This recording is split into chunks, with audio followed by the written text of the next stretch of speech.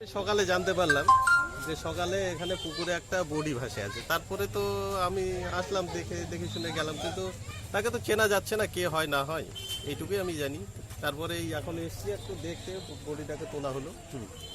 দেখলাম যে আমাদের পাশের একজনের কি নাম? নিরোপাহান।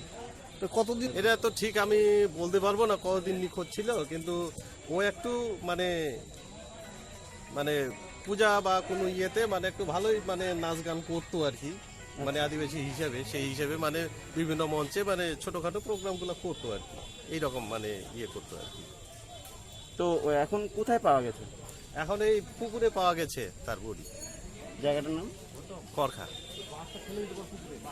আমার নাম অনিল পাহান। উঠে খবর পেলাম আমাদের এই যে বুনিয়াদপুর পৌরসভার 13 নম্বর ওয়ার্ডে এই করখা হাট খোলার পাশে একটা পুকুরে একটা মহিলার মৃতদেহ ভেসে আছে। মহিলার নাম শুনতেছি নিরোপাহান।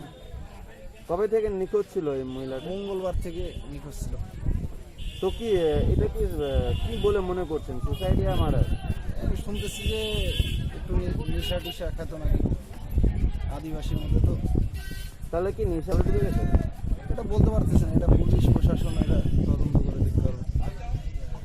তো আজকে আপনারা আজকে মৃত অবস্থায় ভাসে আছে, এটাই দেখলাম। তারপরে এইটুকুই। হ্যাঁ, পুলিশ আসছে। আপনার নাম? গৌতম চৌধুরী।